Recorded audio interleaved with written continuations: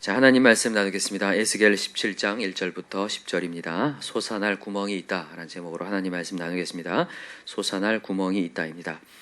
지금 이스라엘 백성들은 심판을 당하고 있습니다. 바벨론의 포로로 많은 사람들이 잡혀갔습니다. 이스라엘은 이제 완전히 무너졌고 성전은 다 불탔습니다. 여러분, 이런 상황에 놓였을 때 얼마나 절망이 되겠습니까? 그죠?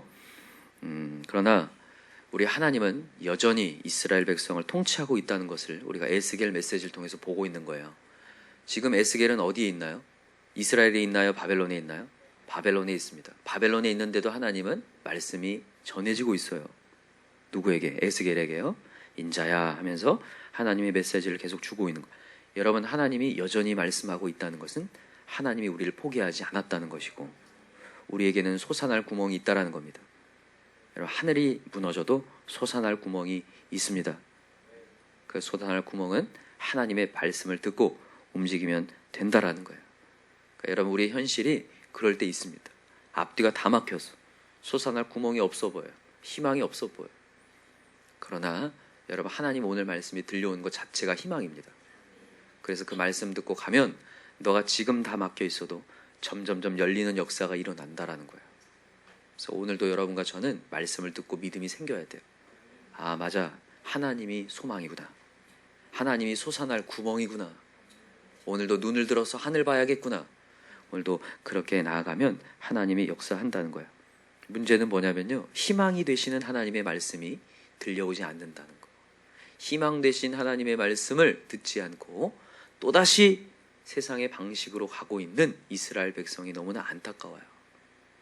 오늘 본문의 메시지는 이제 또 하나의 하나님의 비유를 얘기하십니다. 수수께끼와 비유로 말하라 이렇게 얘기하거든요.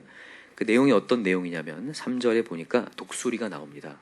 어떤 독수리일까요? 3절 한번 읽어볼까요? 시작. 여호와께서 이같이 말씀하여 이르시되 색깔이 화려하고 날개가 크고 깃이 길고 털이 숱한 큰 독수리가 레바논에 이르러 100평목 높은 가지를 꺾되. 화려하고 날개가 크고 깃이 길고 털이 숱한 큰 독수리, 누구를 얘기하는 거냐면 바벨론을 얘기합니다. 바벨론을 상징해요.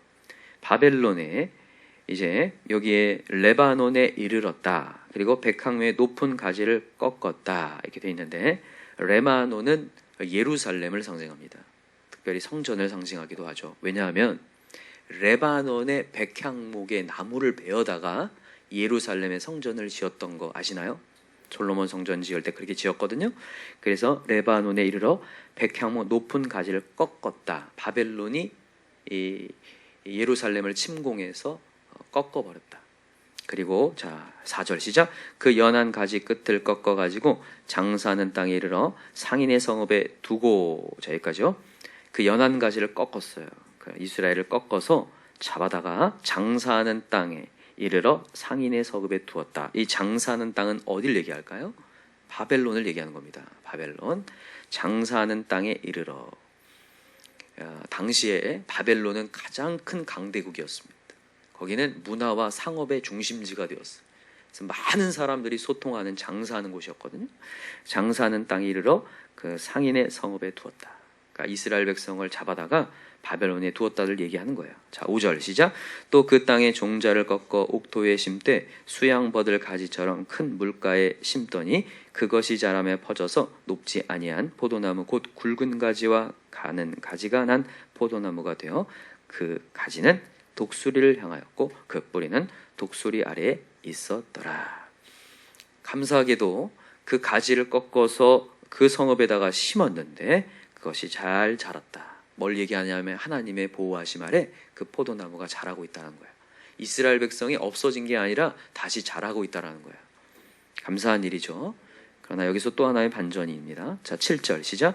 또 날개가 크고 털이 많은 큰 독수리가 하나 있었는데 그 포도나무가 이 독수리에게 물을 받으려고 그 심어진 두둑에서 그를 향하여 뿌리가 뻗고 가지가 퍼졌도다. 또 하나의 독수가 나타났어요. 또 하나의 독수리. 이건 누굴 얘기하는 거냐면 애굽을 얘기하는 겁니다. 애굽. 날개가 크고 털이 많은 큰 독수리. 화려하지는 않지만 또 하나의 큰 독수리. 또 하나의 강대국 애굽을 얘기하는데, 이 포도나무가, 바벨론에 심어지는 이 포도나무가 화려한 바벨론을 향한 것이 아니라 누굴 향하고 있어요 지금? 애굽을 향해서 물을 받으려고 뻗쳤다. 자, 8절. 그 포도나무를 큰 물가 옥토에 심은 것은 가지를 내고 열매를 맺어서 아름다운 포도나무를 이루게 하려 하였습니다. 아름다운 포도나무 만들어 보려고 또 다른 독수리 애굽을 향하고 있다. 어제 말씀드렸습니다. 하나님의 심판을 당하라고 분명히 얘기했는데 이스라엘 백성들이 당한 것이 아니라 어디를 향해 갔어요? 애굽을 향해 갔습니다. 근데 그 애굽을 향해 가는 것이 하나님께서는 좋아하지 않으셨습니다. 화 있을진저. 그러면서 9절에 얘기하는 거예요. 너는 이르기를 주 여호와의 말씀에 그 나무가 능히 번성하겠느냐? 과연 그 나무가 진짜 아름다운 나무가 되겠느냐? 이 독수리가 어찌 그 뿌리를 빼고 열매를 따며 그 나무가 시들게 하지 아니하겠으며 그 연한 잎사귀가 마르지 하지 아니하겠느냐? 나중에 여러분 애굽을 향해 나아갔던 이스라엘 백성은 애굽한테 뒤통수를 맞습니다. 애굽한테 뒤통수를 맞을 뿐더러 갈그미스 전투에서 애굽과 바벨론이 붙었는데 바벨론이 승리를 거둡니다. 애굽은 완전히 쪼그라들어요. 애굽은 더 이상 이스라엘의 힘이 될 수 없게 되어버린 거죠. 제가 그걸 보면서 확실히 느낍니다. 여러분과 제가 오늘도 하나님 따라가지 않고 세상 따라가면 이렇게 뒤통수 맞는다는 거예요. 여러분과 제가 오늘도 솟아날 구멍은 하나님이심을 다시 한번 믿어야 돼요. 오늘도 그 하나님을 믿길 바랍니다. 그래서 제가 오늘 두 가지 말씀드릴게요. 첫 번째는요, 쉬운 길로 가지 않길 바라요. 자, 보세요. 이스라엘 백성들이 바벨론의 포로로 잡혀가는 것을 고통스럽게 여기니까 살 길을 찾은 거예요. 쉬운 길을 찾은 거죠. 쉬운 길을 찾아서 한번 가보자. 자기의 살 길을 한번 찾아본 거예요. 근데 여러분, 그게 더 큰 고통이 나타나는 거예요. 제가 그걸 보면서 느껴요. 여러분, 주님의 길은 때로는 가시밭길입니다. 내가 주님을 선택하고 주님 자리 있어야 되고 예배 자리 지키려고 하다 보니까 세상 것들을 막 끊어야 되거든요. 그러다 보면 내가 피해볼 것들이 생각보다 많아요. 그렇습니까? 안 그렇습니까? 그렇습니다. 여러분들이 만약에 진짜로 주의 길을 온전히 가려고 하면 그런 핍박 있고 고난도 있고 가시밭길이고 손해볼 수 있어요. 그러나 여러분, 그래도 여러분 끊고 주님을 향해 갈 때 하나님이 우리의 길을 여시는 하나님, 책임지시는 하나님, 솟아날 구멍을 보여주시는 하나님이세요. 정말 믿으시나요? 정말 믿었으면 좋겠어요. 근데 자기가 그것이 손해볼 것 같아서 그거 따라가다가 그게 내 인생을 살릴 것 같지만 그게 애굽이라는 거예요. 그게 갈대라는 거예요. 결국엔 그것이 나의 인생을 잡아먹어서 하나님도 놓치고 내 인생도 놓치게 된다라는 거예요. 여러분, 오늘도 세상의 미련을 버리시기 바랍니다. 롯의 아내가 생각이 납니다.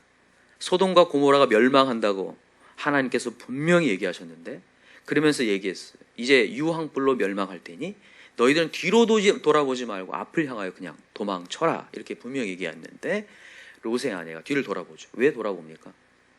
미련이 남아서. 저거 아까운데. 저 세상 것 아까운데. 우리가 얼마나 그럴 수 있겠습니까? 세상에 이렇게 많은 것들을 쌓아놨는데 그래도 이런 관계와 민맥들이 있는데 그런데 과감히 내려놓으라는 거예요. 누가 책임지니까요? 하나님이.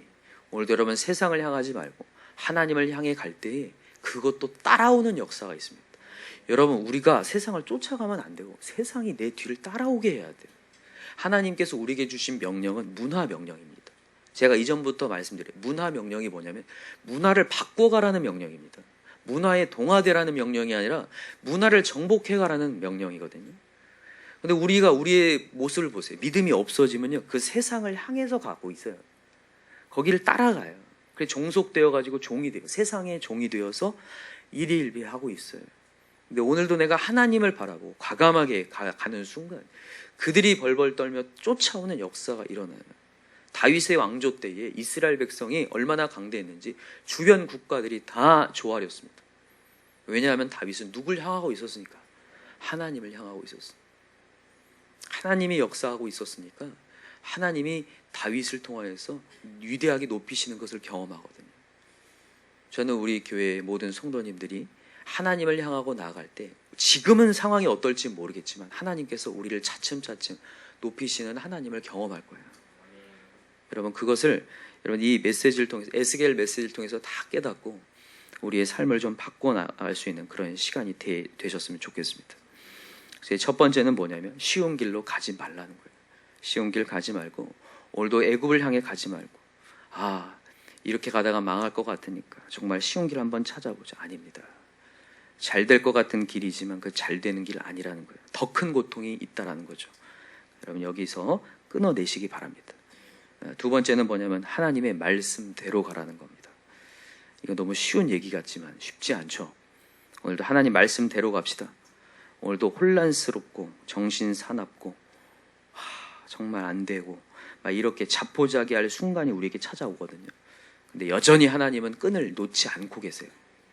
우리에게 끈을 놓지 않고 오늘도 말씀을 하고 있기 때문에 우리가 그 말씀 따라가면 살라고 하시는 거예요. 오늘도 회복의 하나님 믿으시나요? 정말 우리 하나님은 나를 살리신다. 여러분 잠언의 24장에 보면 이런 말씀이 있어요. 의인은 7번 넘어져도 뭐한다? 다시 일어나거니와. 7번 넘어져도 다시 어떡한다요? 일어나거니와. 의인은, 하나님의 자녀는 7번 넘어져도 다시 일어나요. 왜 그런 줄 아세요? 내가 힘이 있어서 일어나는 거예요? 아니요. 오늘도 우리를 포기하지 않는 하나님의 말씀이 있으니까 일어나는 거예요. 우리의 힘으로는 일어날 수가 없습니다. 저는 우리 여기 있는 새벽 성도들이 위태할 때가 많아요. 아까 전에 우리 재영이의 고백을 들으면서도 얼마나 위태합니까? 그냥 그 좋은 집 얻어놨다가 다 끝날 뻔했네요. 자칫하면 우리가 얼마나 위태합니까? 오늘도 세상 나가서 우리가 얼마나 위태할 때가 많아요. 그러나 7번 넘어져도 다시 일어날 수 있습니다. 왜냐하면 오늘도 하나님은 우리에게 말씀하시고 우리를 제어해 주시기 때문에. 여러분 하나님의 말씀이 나를 제어하고 있음을 느끼시나요? 우리가 하나님의 제어가 없다면 정말 엣지까지 갈 수 있는 인간이거든요. 다 끝내버릴 수 있는 인간인데 오늘도 하나님이 나를 제어해서 여기 와 있어요. 그래서 여러분 오늘 하나님께 우리 감사합시다. 자, 한번 찾아볼까요? 시편 37편을 한번 찾고 마칩시다. 시편 37편.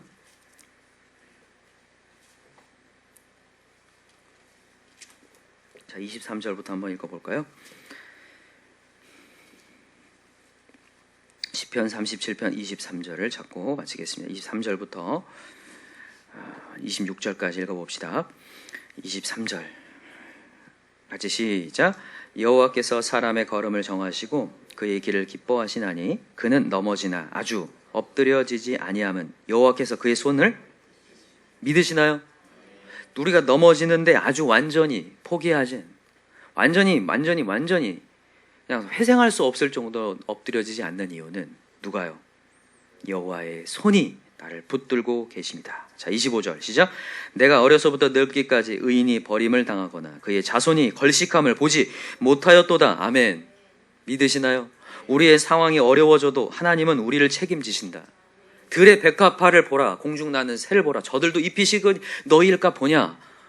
절대로 너희들 굶기지 않는다. 자, 26절 시작. 그는 종일토록 은혜를 베풀고 꾸어주니 그의 자손이 복을 받는도다. 정말 이 하나님을 믿으시기 바랍니다. 그래서 27절 뭐라고 얘기하는지 보세요. 27 시작. 악에서 떠나 선을 행하라. 그리하면 영원히 살리니 여호와께서 정의를 사랑하시고 그의 성도를 버리지 아니하심이로다. 그들은 영원히 보호를 받은 악인의 자손은 끊어지리로다. 아멘. 오늘도 우리 악에서 떠나 주님을 바라봅시다.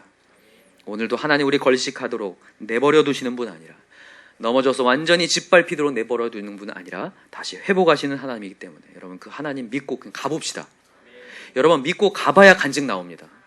우리가 정말 세상의 것들을 끊어내고 주님 바라볼 때 간증 나올 거예요. 아, 정말 하나님 살아 계시다는 거. 그래서 여러분 그 하나님을 경험할 수 있는 저와 여러분 되길 간절히 기도합니다.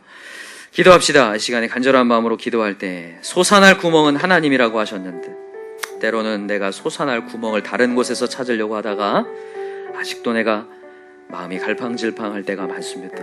오늘도 너 주저하지 말고 딱 선택해라. 하나님을 선택하라. 내가 너를 책임지겠다. 오늘 책임지시는 하나님을 경험하게 해달라고 간절히 기도하시고 오늘도 그 하나님을 통하여서 주변에 있는 사람들이 하나님의 뜻대로 가면 되는구나. 정말 우리가 산 증인이 되게 해달라고 이 시간에 주여 3장 간절히 부르고 기도하겠습니다. 주여 주여 주여 하나님 아버지 감사합니다.